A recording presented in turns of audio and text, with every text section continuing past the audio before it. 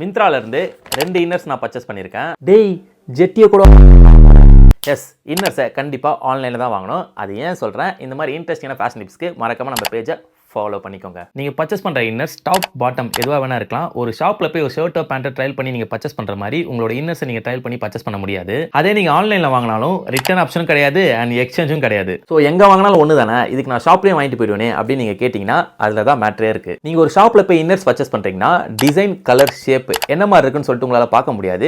So colour வந்து உங்களால் choose பண்ணாலும் எத்தனை பாக்ஸை திறந்து பார்த்து சூஸ் பண்ண முடியும். இதே நீங்கள் ஆன்லைனில் பர்ச்சேஸ் பண்ணுறீங்கன்னா டிசைன், கலர், ஷேப் இது எல்லாமே பர்ஃபெக்டாக உங்களால் ஆன்லைன்லேயே பார்த்துக்க முடியும்.